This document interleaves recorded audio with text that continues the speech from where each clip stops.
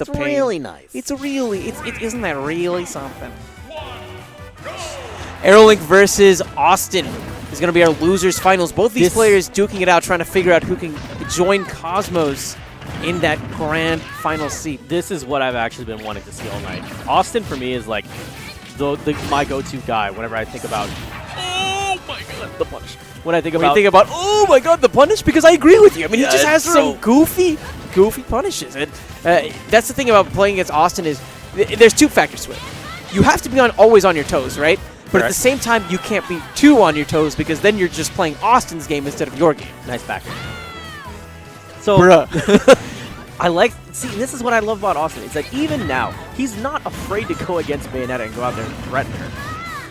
Good DI, able to keep it all held together. That was the rising back air, but now is he going to go out here and try to contest drop down Nair? No.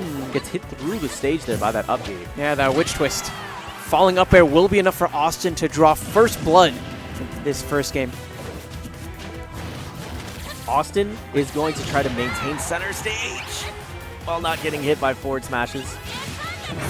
Oh, what a witch time! Whoa. And that's going to give him the time, but he missed! Barely missing with both of those smash attacks. He should have just gone for up smash initially, because it would have covered more area, it would have been right there, but it also would have gone with the inertia that was already put there to begin with. It made perfect sense. He wanted to take him off the side, though. Do you know how hard it is not to make a Bill Nye joke after you say the word inertia? It's a property of matter, man. Awestin still at his initial stock.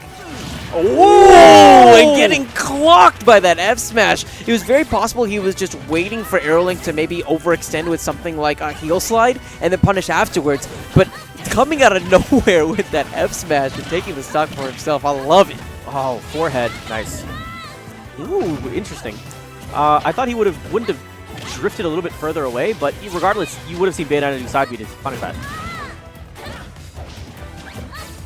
The shield is getting low. But AeroLink saying, yeah, this is a perfect time to take initiative. This is fine. This is fine.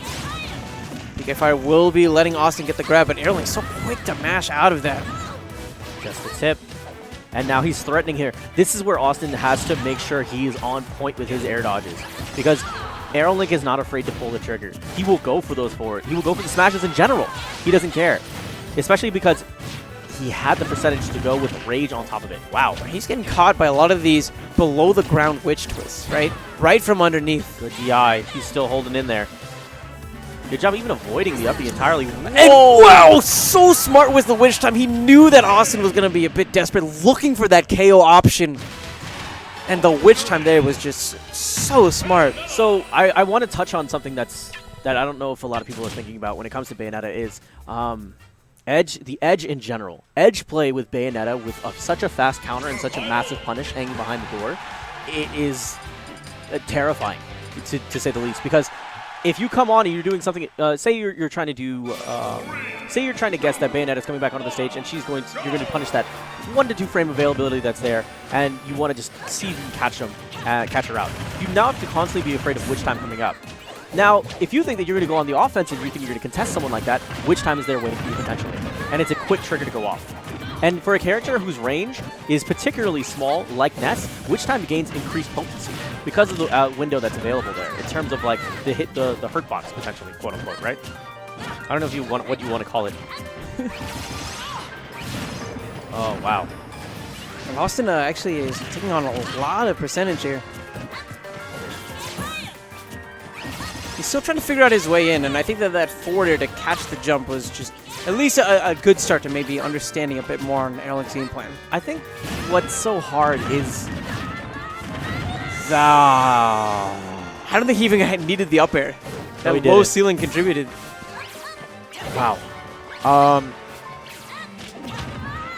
Maybe in Austin's mind, he's hoping to capitalize off of falling up airs, as that is kind of one of his favorite options to go for, these high percents. But yeah, it is. I just don't know how well it's going to work out against a character that benefits so much against like a lower blast zone. That's exactly what I was going to get at. Is that I think Aerial is particularly scary because you can be a half screen away or a quarter screen away, and she can catch you falling down after doing an aerial, and you're still in recovery, and then she'll just slide to you. As someone who's seeing this for the first time, I'm still trying to break down everything that I'm seeing from this character. There's a lot to take in. Good job air dodging though. He saw that it was coming in, even then he would have been snapping to ledge. Okay. He manages to get the back throw to finish off that stock, but Awestin is now above Bayonetta, which you don't want to be. You don't want to be above a witch. Good grab. I knew it. I believed. You believed? I believed. Wow, going straight for up airs instead of forward airs, maybe reacting to the DI that we're seeing from AeroLink. Because he's anticipating forward air for the last, I don't know, every time before, that he wouldn't expect an up air to come. Especially something that puts him on the platform, possibly set him up for a grab again. Good job air dodging through that up B. That works too. You can go higher up and then dive kick further away. Afterburner kicks, man. Ooh, witch time, and that's going to be it. Awestin 2-0'd by AeroLink.